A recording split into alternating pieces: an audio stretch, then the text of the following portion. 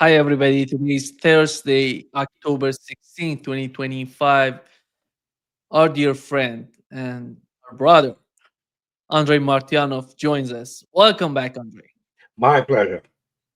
Andrei, let me ask you a question that is in the poll. I ask our audience to answer that.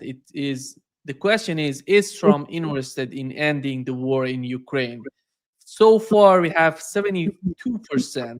They say no, and 28% they say yes. What's your response to that?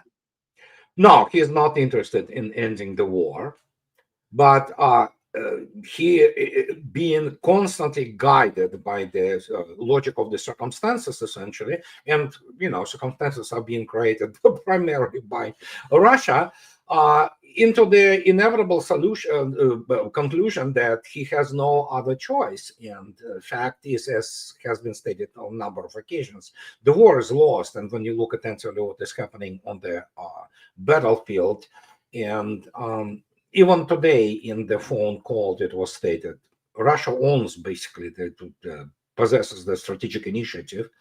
And if you look attentively at the tally, it's horrendous. Every day you can see now the videos are even circulating in Russian media, when you probably have the kill ratios are like 1 to 20, 1 to 25, and so.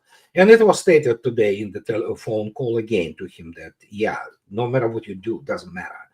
Yeah, if you want to complicate relations by providing whatever you can provide with tomahawks, which is not going to change anything, but yeah, sure, but we'll see. Before this phone call yesterday, we had Donald Trump talking about the situation in Ukraine. I want to you take your, I want to hear your take on what he said, because it's our audience know what is the response, but it's important you to just pointing out what is your take on what Donald Trump has said. Why he continues with this war. This war has been so bad for him. He's going into 4 years of a war that should have beaten. He should have won that war in 1 week. Let me just stop here.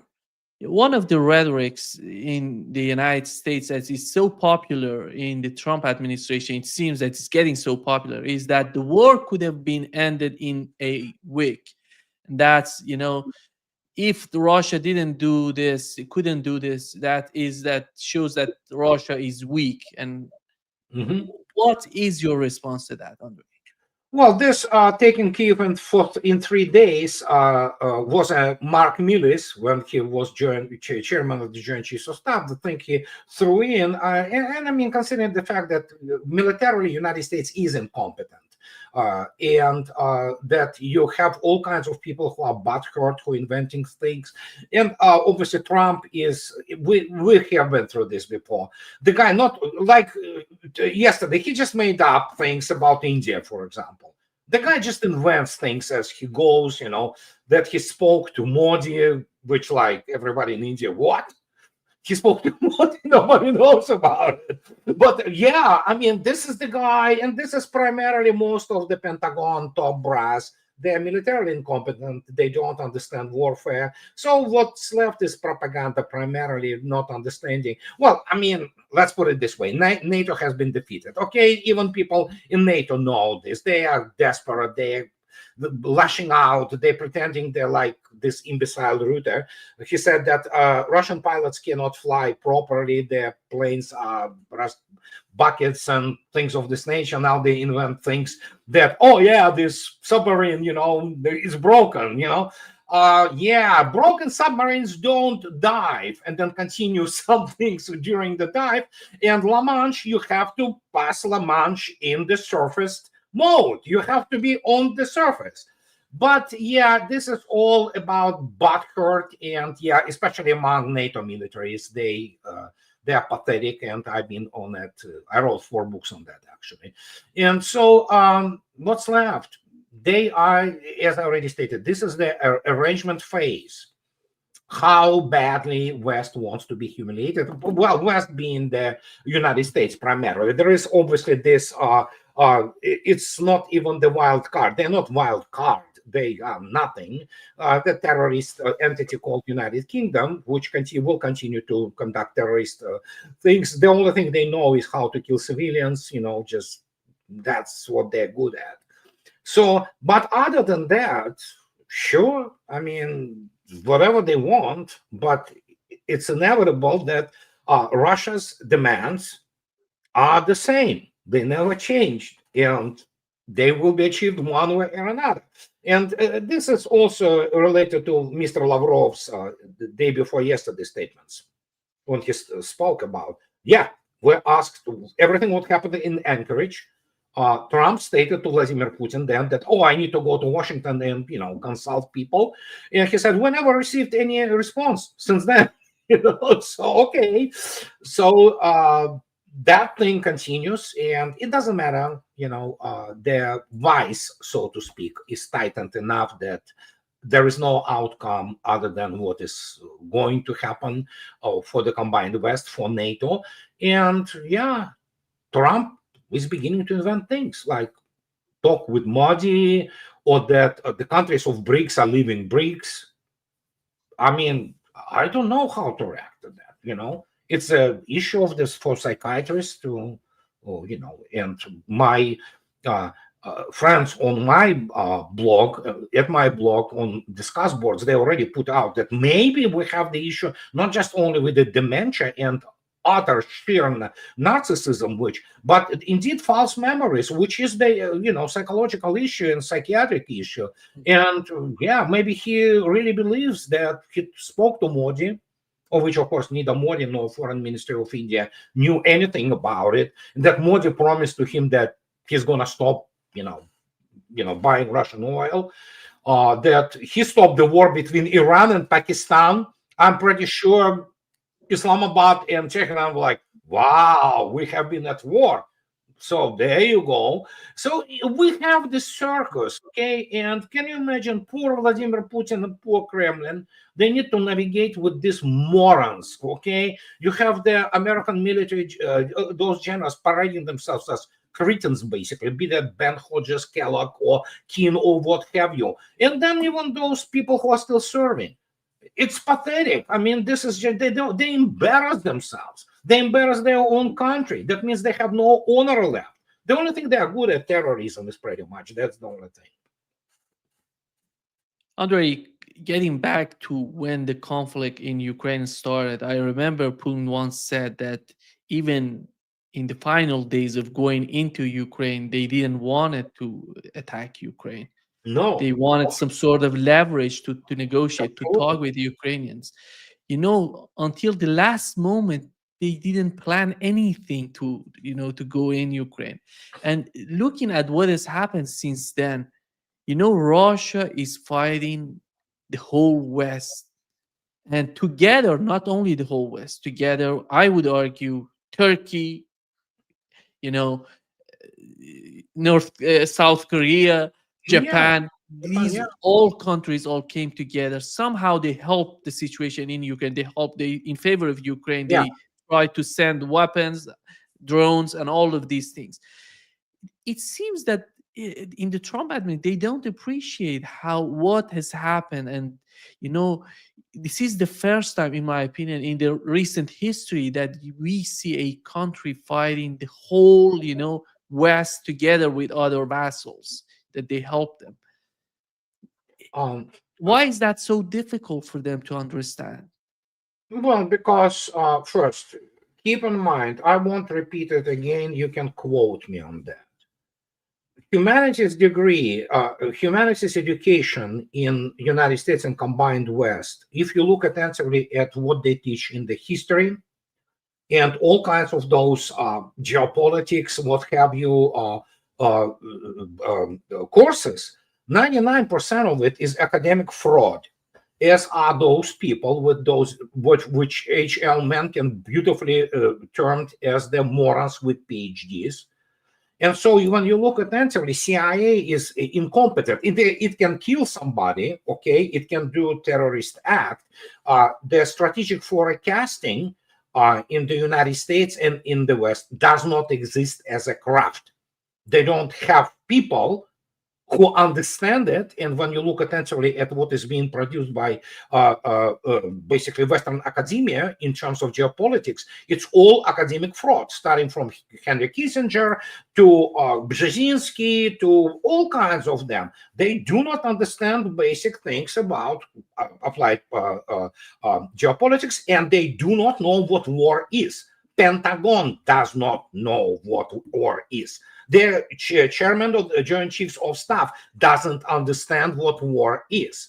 And when they have been demonstrated how Russia does it with the one left hand, with the right hand being tied, they are not happy because they never had the ability to essentially get out of their echo chamber and from the confabulated. It's false history, false memories we have in Trump.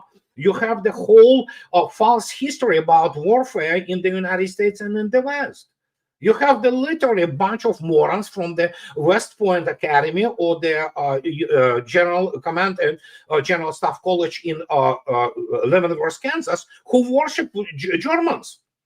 The whole history, the whole operational and strategic views of the United States Army, which came to when the war was essentially over in Europe, for example, 1944, it was shaped by Germans. It was shaped by the French elements and psychos such as Solzhenitsyn or all kinds of the white immigration about history of Russia, about the Soviet Union, about everything. They literally know nothing because, as I already stated, both it's fraud, basically. It's academic fraud.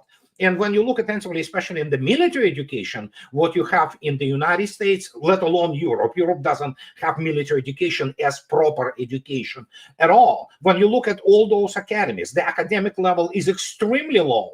When you look attentively at what happens, for example, in West Point, they really live in this bubble. They don't have technical expertise to understand what is going on, as what happened when the arms race was lost. They believed that somehow Gulf War 1.0 was such an achievement. So yeah, it is all about PR. It is all about Hollywood. And yeah, I am on the record, and anybody, any army which worships this mediocrity general pattern, you have to check their heads, if they really understand what real war is, and they don't.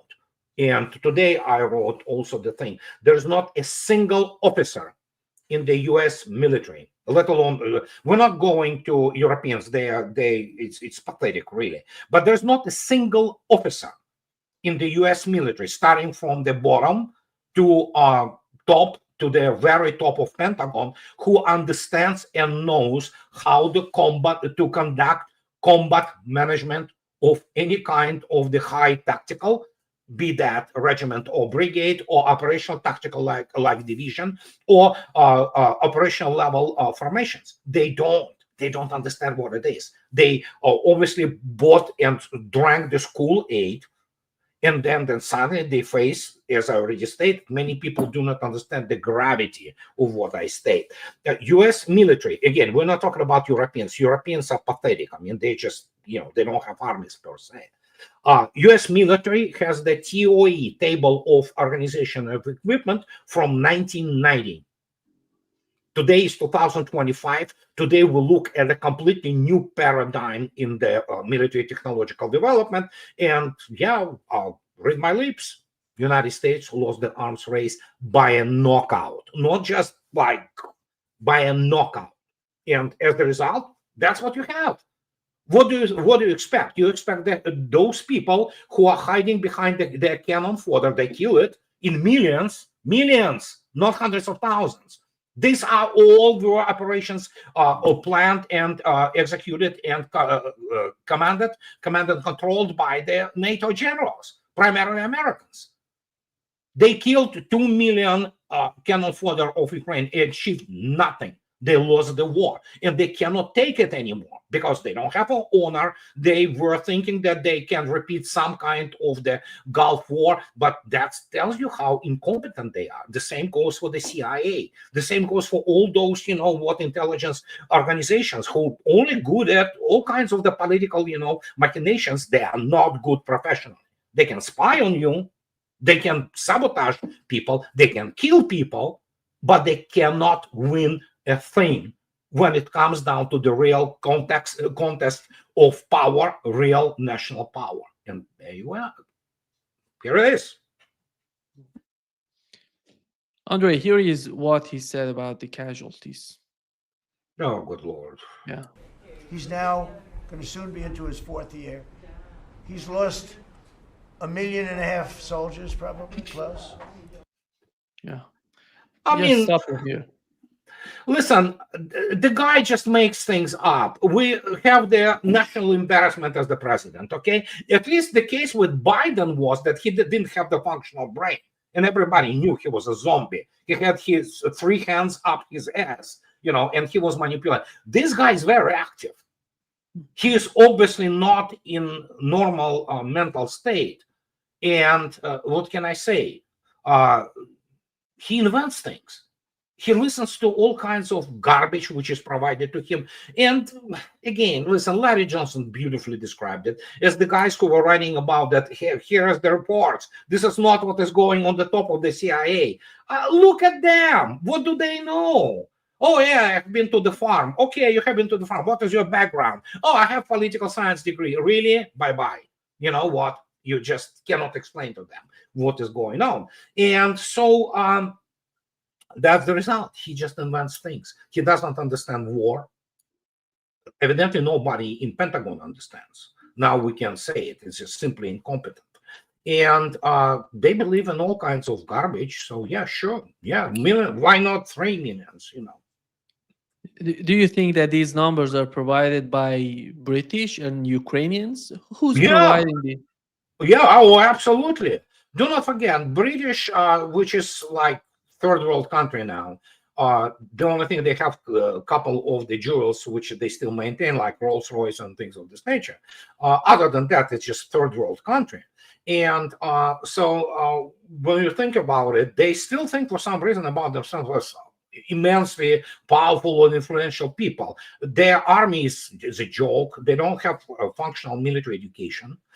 None of their officer corps is utterly incompetent, and well, they're just amateurs basically. They amateurs who read from some field manual written by somebody else who is as moron as they are. And so, what they basically reserve for themselves, they provide all these things which, for some reason, they think they are great at it. Just downright lies, because considering the intellectual or rather lack thereof level of the British tabloids and political top there.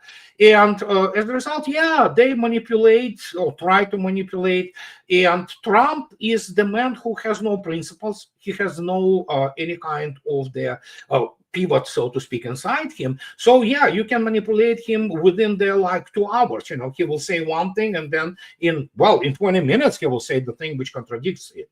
Initial statements. So this is what Russia has to deal with. It's just complete circus with morons, the monkeys running with their nuclear grenade, and you have to approach it properly, because who knows? There are many fanatics, and especially among those Christian Zionists and rapturists and all those cretins, who infest essentially American government today, together with some Europeans. And yeah, the West is over. It's over. You can see yourself that it's non-functional. It cannot function properly, and so you have to kind of land it in the square where it understands, and it's going to be cathartic. Obviously, Russians are not going to be marching there, stomping on their heads, although many deserve to be actually prosecuted as the war criminals and criminals against humanity.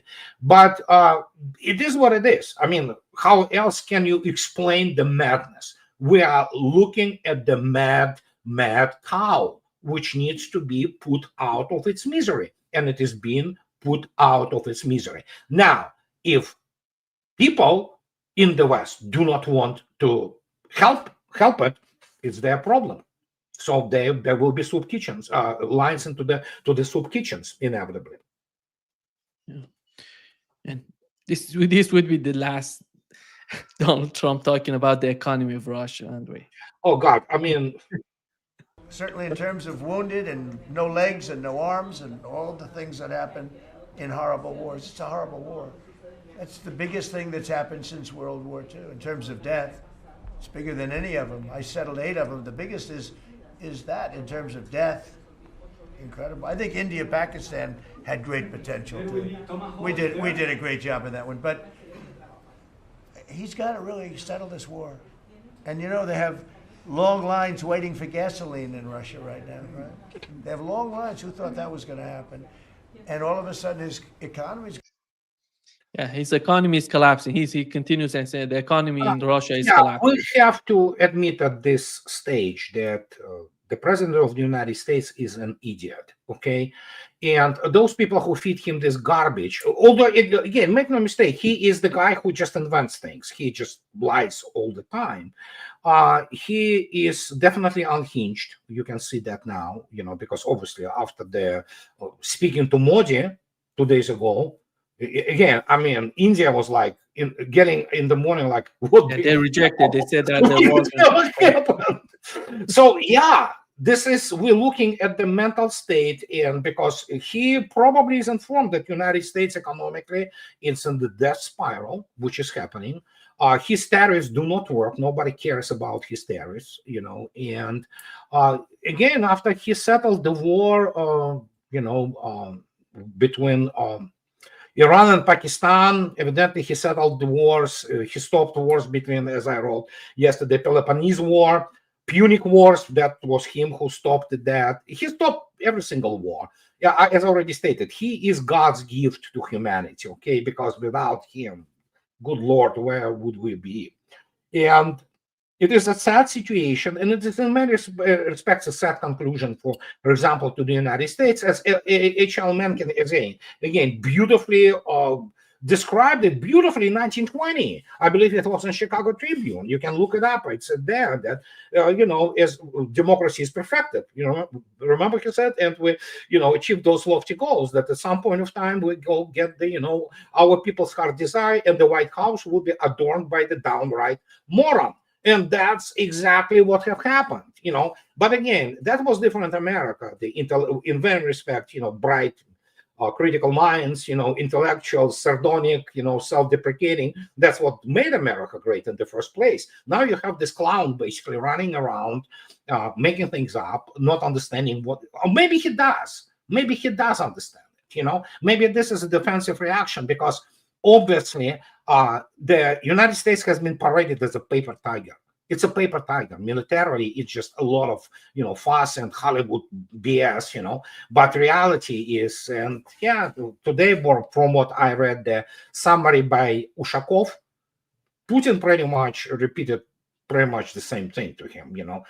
And he stated, yeah, we have initiative. You want to send in tomahawks? Yeah, you're going to damage our relations.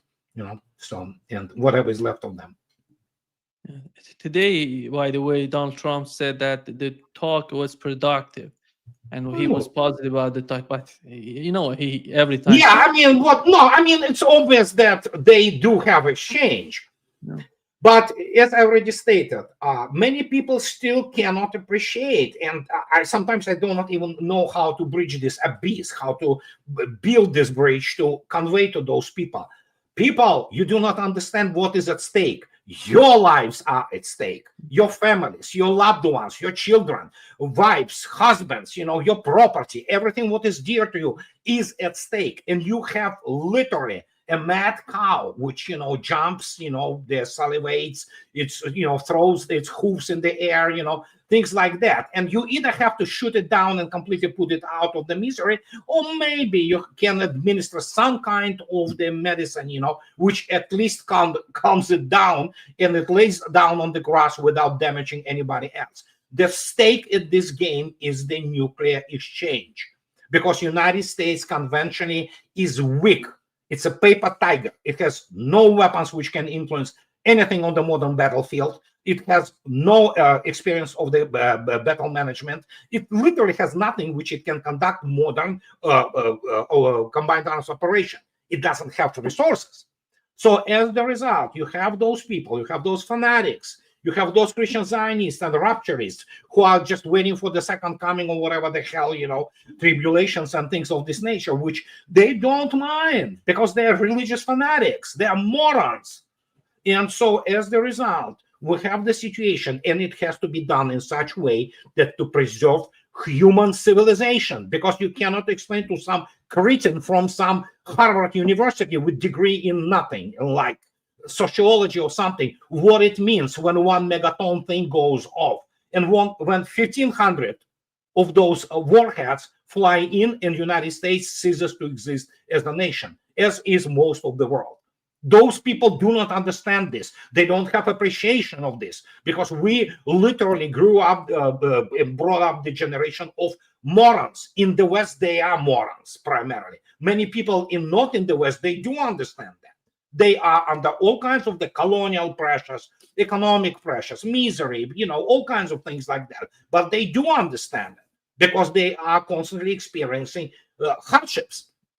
You have literally basically civilization right now combined West. They do not know what to do, and who knows? Who knows? When you look at actually especially what happened in the last 10 years, yeah, they are not normal people. Andrei, Bloomberg reported that Ukraine and the United States are in talks over the potential purchases of American liquefied natural gas. So, if the question is, if Europe cannot afford it, who's going to pay it?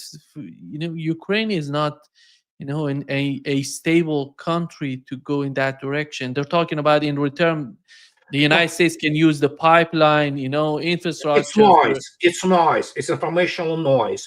Average journo in the world, but especially so in the West, is a whore, literally prostitute. Their wives are prostitutes. It's the same case of minerals. You remember? Yeah. So they need to sell story. They will sell their children for the story. They sell whatever because this is what the only thing they can do. So they make things up. Somebody said something. Oh my God, it's a story.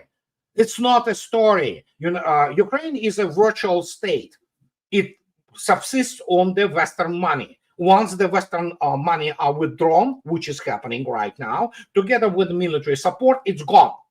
It's gone because there's nothing to. They produce nothing. Their energy infrastructure. Russians showed what the SIAD, suppression of the enemy air defense, and destruction of the grid is. And not just greed. I mean, the Russians don't joke anymore. They go for the real energy power plant.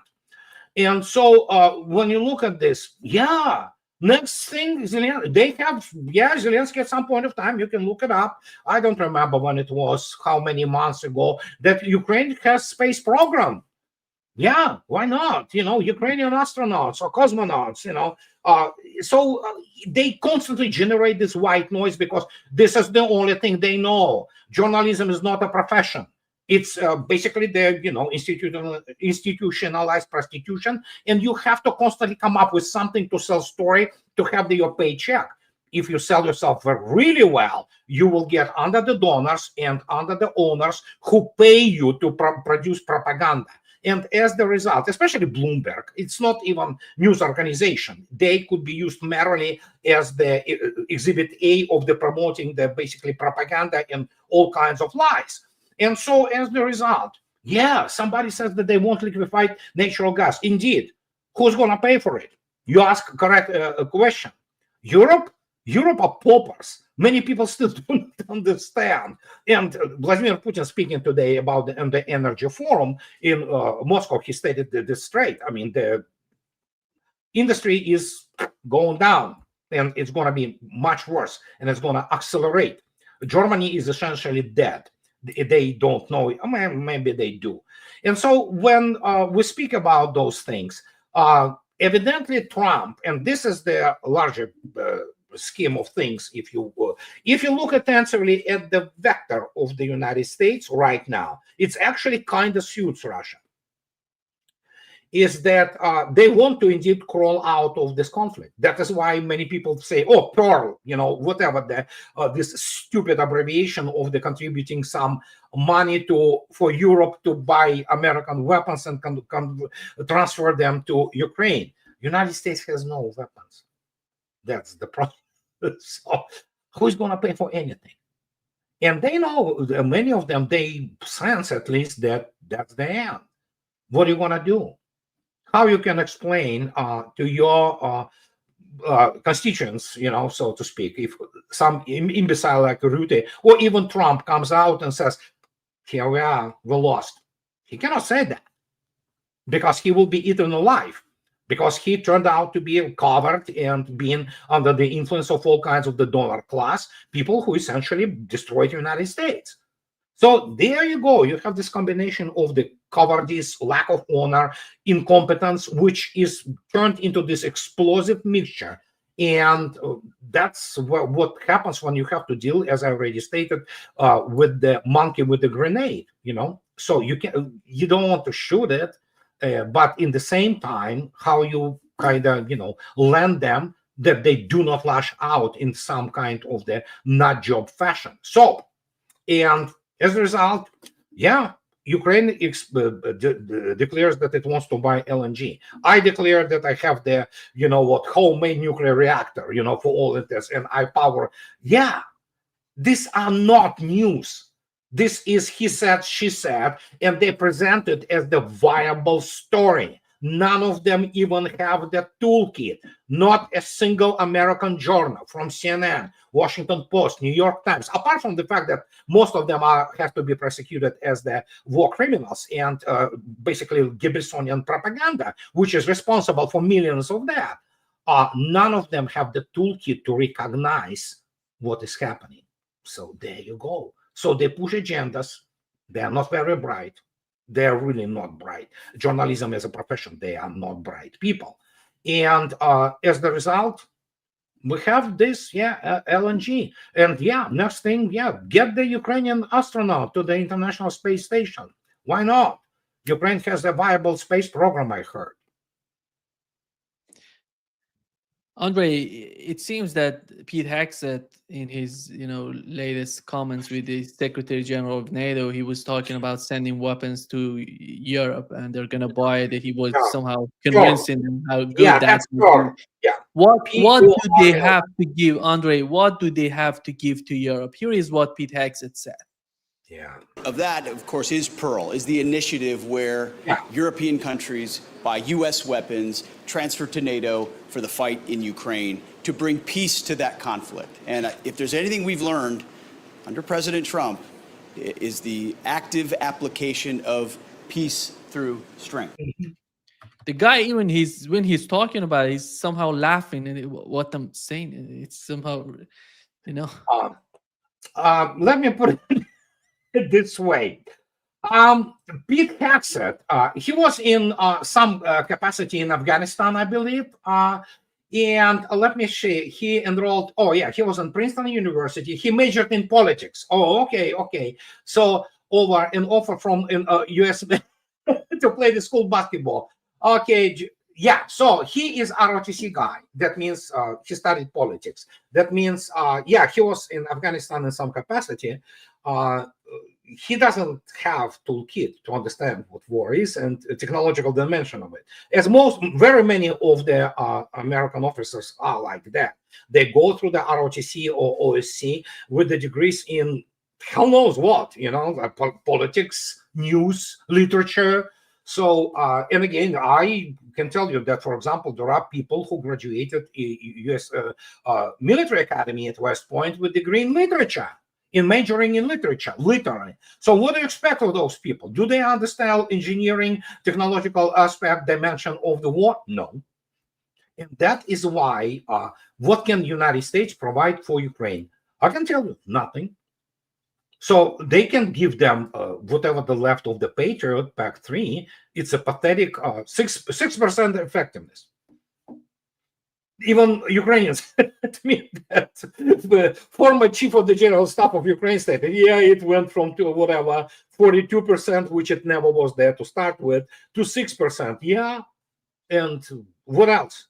Tanks. The United States is not going to be humiliating itself more by providing more Abrams to be, burned.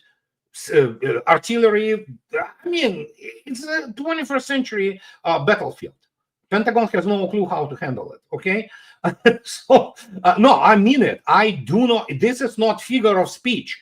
Give me any American general. I would love to discuss with him all kinds of things which they teach them in their, for example, 11 works. Obviously, most of them are totally incompetent. They do not know the history of the World War II. They don't know military history. And so they believe in all those things. They look at those operations and say, look how we fought in Gulf War.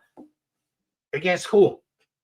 Against semi-literate, retarded, third-rate military. Wow, impress me.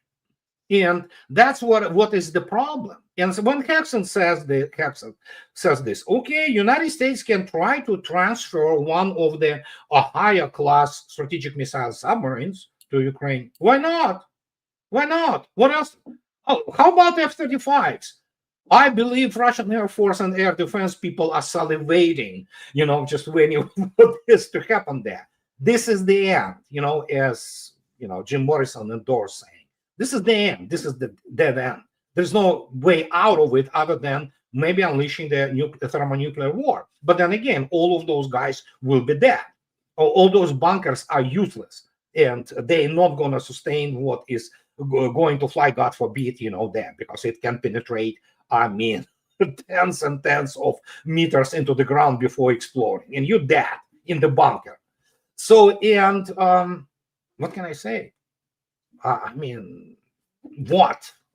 Show me any item. Well, they still can get some javelins, which are useless pretty much, especially in the urban combat, extremely low effectiveness. They can send more paladins. They will be destroyed. They can send whatever is left of Bradleys. They all will be burned, destroyed. And I don't know. Really, I don't. There's nothing. Andrei, it seems that the mind of the, in the mind of the Zelensky administration, Budanov, the head of intelligence, came out and said that you're preparing for war in at least for two or 3 years to come.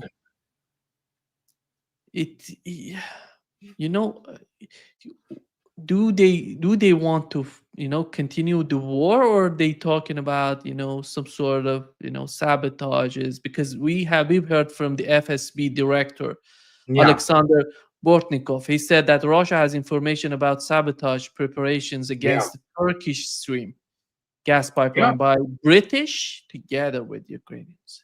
British, as I already stated, the only thing they can do is terrorism. There are some SAS guys being killed, and they will continue to be killed. They are not as good as they try to present them. They are good, but the level of the preparedness of the special forces in the West today is, well, they want to meet the real storm groups of Russians.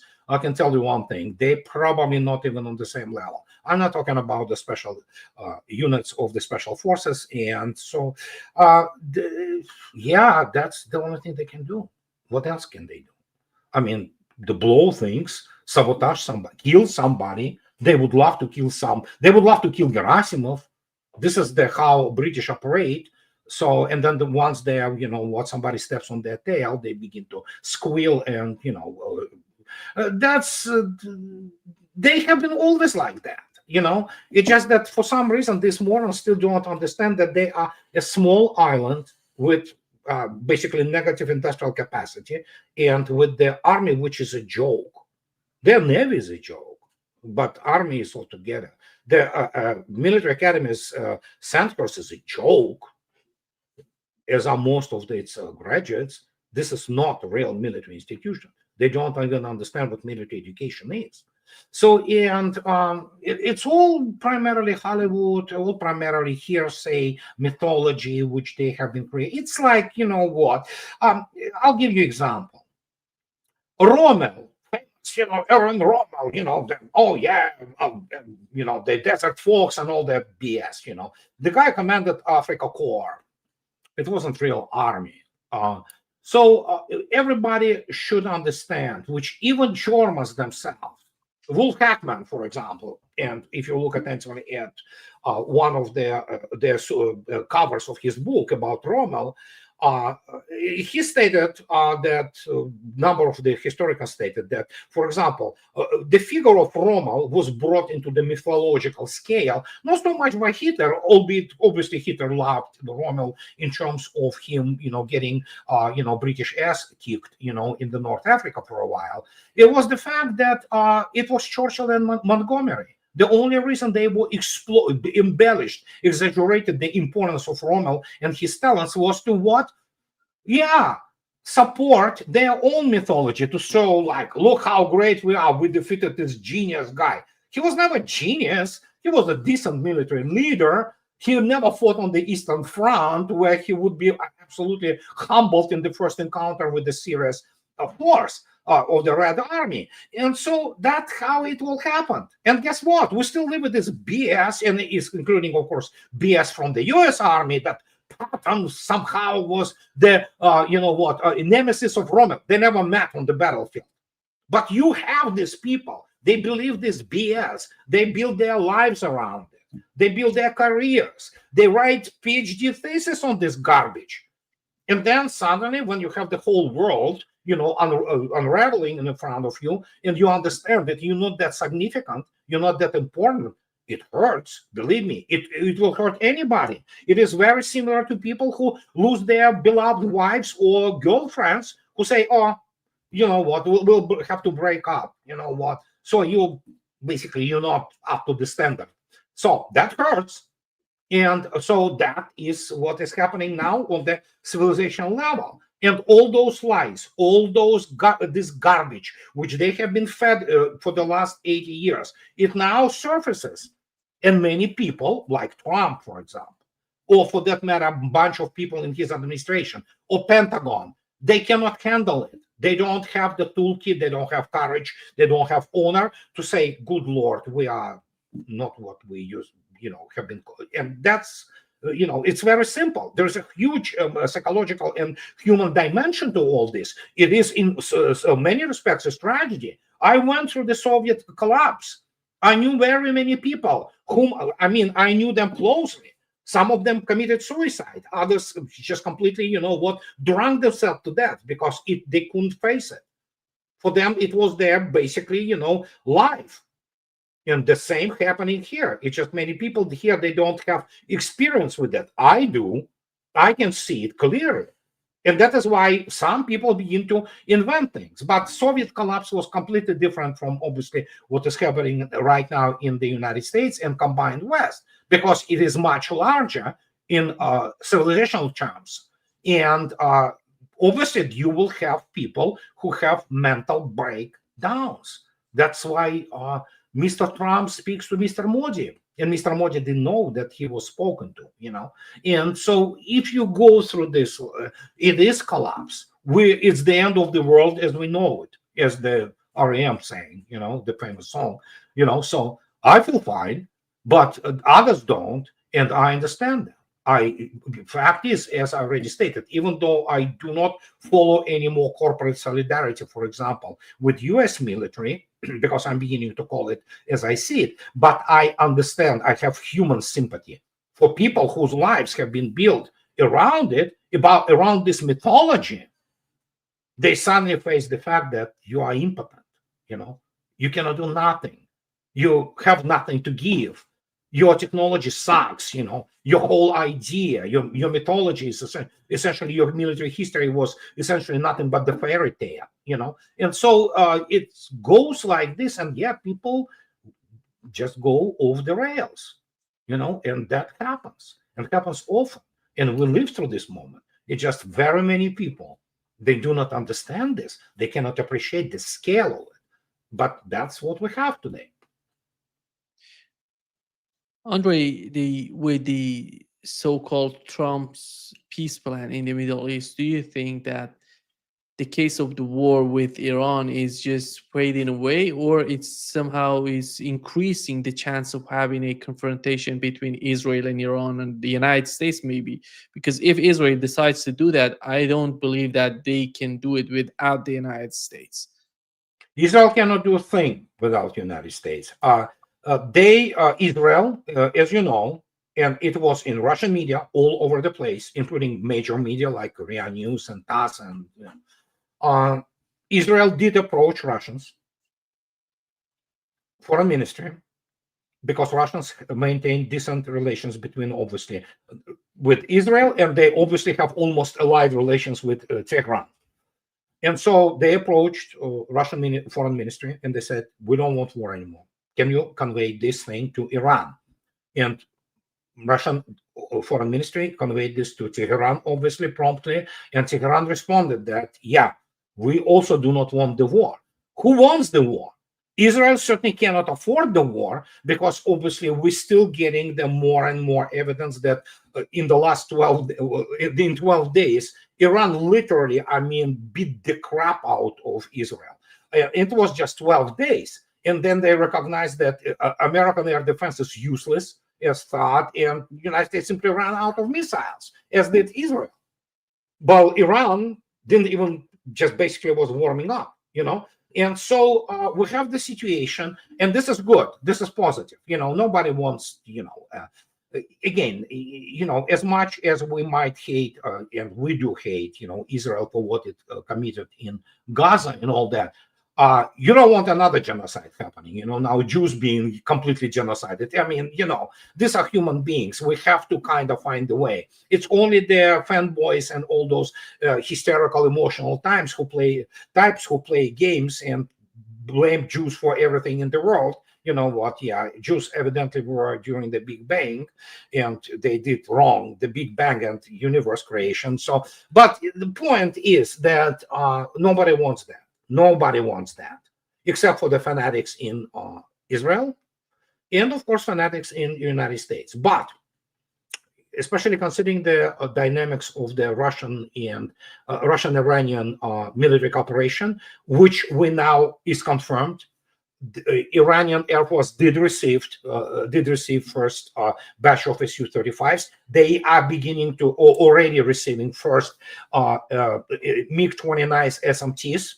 These are not MiG-29A. This is MiG-29 SMT, and it can carry even R-77, very advanced air-to-air weapons. It has the glass cockpit. It has a very good radar, and so it's a very advanced aircraft, generation 4 plus.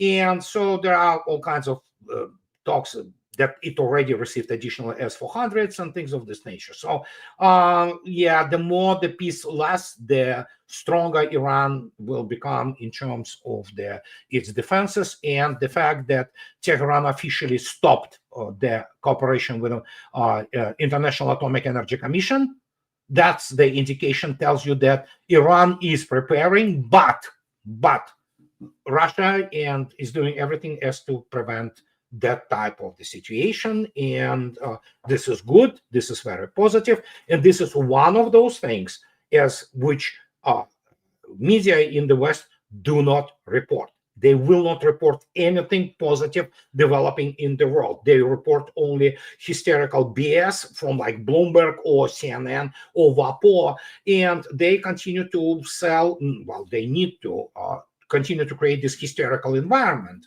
And because, many of them are told to, and as I already stated, go there, they're prostitutes, basically. It's just a matter of price. Some are crack whores, they do it for crack. Others do it for decent 6 figures, but they're still prostitutes. Andrei, we know that the United States did everything in terms of putting pressure on China and India to eventually put pressure on Russia. Do you think that with what has happened in the Middle East and considering what has happened in Ukraine, is Russia, Iran, and China getting there to understand that there has to be some sort of, the unity in terms of their policies when it comes to the security of the region?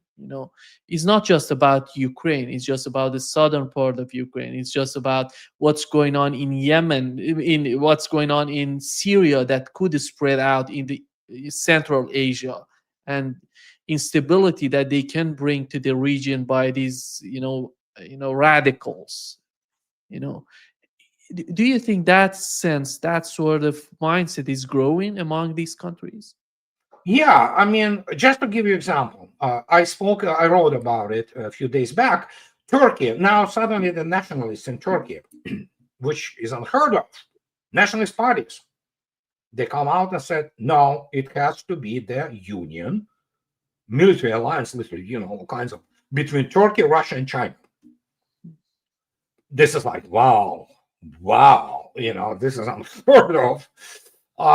Not among Turkish population, majority of Turks consider Russia actually a friendly country. But no, it's, I wrote that, yeah, they're a little bit too late for that, although the road for Turkey to BRICS and to Shanghai Cooperation Organization is obviously will be opened if they are an important player. But the place in this trilateral thing is already occupied by Iran. So Turkey is not getting to the position where Iran right now. There is understanding. And there is understanding on part of China finally that, yeah, you're not going to get anything out of United States anymore, especially with today's declaration that they probably also will stop Boeing's parts to provide it for China. So when you look at that, and especially in terms of the region, which of course we have to remember, that 2015, Russia's interference in Syria, Russian deployment in Syria, it was Iranian affair. Mr. General Soleimani personally went to Moscow. He spoke to personally all top political and military officials in Moscow. And he convinced Moscow that, you know what, please do help us in Syria, because Syria was primarily Iranian project. And many people still do not understand that prior to 2015, Russians were treated really badly in Syria. Many people do not remember this, but up to the point that Russian journalists would be stopped, they will be harassed, or thrown even into jail and then released, So just to give you example, so it's all was not all, unicorns and those rainbows. No. These were very complex relations, and this was Iranian project. So, but Russia already then knew that Iran is critical in so many respects for Russian foreign policy, and as a result, General Soleimani convinced Russians to go to Syria, and we know what happened. Now we have Mr. Shah, whatever the God, I cannot pronounce him properly.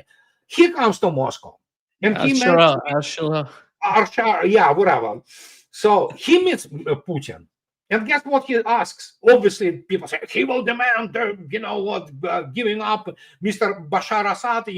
No, he cannot demand anything in Russia. But as he stated, we're going to honor all of those things. And guess what? Today, we know that what he stated was even more. He wants Russian troops back at the southern border of Syria. Not just military police. He wants Russian army stationed there. Why? Which is good. Huh?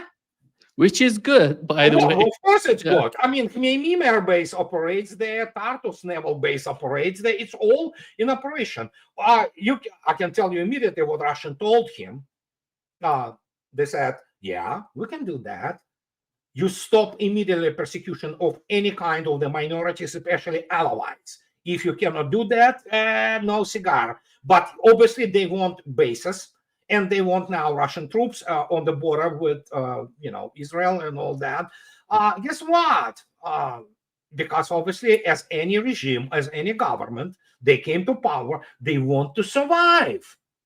They really want to survive. Russians know it. Russians will talk to the devil if it is, worthy of discussing some kind of business deal. That's how the real applied geopolitics works. And that's why Larry beautifully wrote, when Bashar government fell, there will be corks flying, popped from champagne bottles and CIA and MI6. Never rush to the conclusions. Too early, guys, so never make, so it's just, as Russians say, don't say hop before you jump, okay? And now we have this, astonishing situation I'm sure, especially considering the fact that Russian bases became their refuge for the Alawites, especially, and many Christians. So they better those guys do what is told, and then, yeah, Russians will put troops on the border, and yeah, Israel will not dare. Because obviously Russians are not interested in the greater Israel, neither is Iran. But Iran, obviously, especially through Lebanon, Iran's influence have been dramatically weakened, not completely eliminated, but weakened, especially in Lebanon and in Syria. And again, make no mistake, I am not specialist in the area. I don't speak Arabic. Farsi I know only when I play Narde, just Chahariak, things of this nature. But other than that, Dubai, things of this nature. But other than that, that's the extent of my Farsi. And so I would say that we have a new dynamics there. And those people who've written off Russia or Iran from the region, they better check their heads and their academic backgrounds, because they evidently do not understand, which is the case. This is my point. There's not a single man or anywhere in Naval War College or U.S. Army War College who understands what geopolitics is. They still believe in this BS by, Halford Mackinder that, it's just only geography. No. Even in his, fundamental work, it was not just geographic pivot of history. It was about economics in the end. He writes in his largest treatise there, about the geopolitics, that it's all about economy in the end. Yeah, just how it tied to geography. But again, you cannot use some treatise written in the early 20th century or late 19th century as some kind of the guiding things. Everything changed. It's like you cannot explain to some moron in the, like this Sarah Payne, that, when they were writing this, they were talking about the cannons, guns, ship guns, which had the range at the maximum 40 kilometers, or if it was 16-inch gun. You don't need that anymore. You have the ranges of the cruise missiles in thousands of kilometers. Everything changed. You have the aviation, which is completely different today. You have space recon. You have all kinds of things. Let's apply this thing. Why don't we go and apply Mr. Jomini's writings about the war as he saw it in the early 19th century, as applied to, 1812? Yeah, why don't we use that thing? That's what those people teach. They teach this thing and say, it's strategy. Yeah. And this is Clausewitz. Clausewitz obviously wrote everything about if you want to have some fictional degree in political science and history, go study Clausewitz, write some treatise. Not that other 100 million people not wrote about the Worm Creek on war. It's like boring. It adds nothing.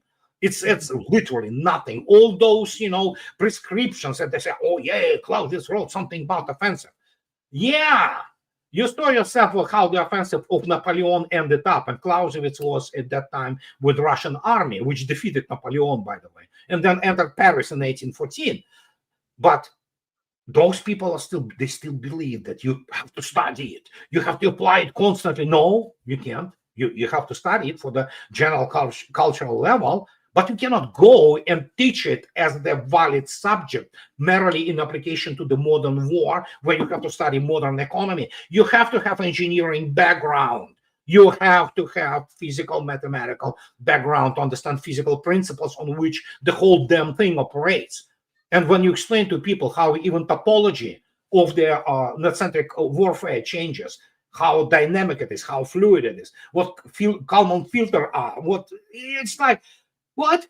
No, that's the war. On the operational level, that's even on tactical. This is how it's prosecuted. You look at the, let's say, some company command post in today in special military operation in Russia, let alone battalion. It's all screens. It's all computers, TV cameras, space, satellite communications. It's just, it's totally different. But how you can explain it to those people? Never. That would Yeah, never no, happen. yeah. Thank you so much, Andre, for being with us today. Great pleasure, as always. My pleasure, Dima. Have a Anytime. great time there. Bye bye. Yeah. Bye bye.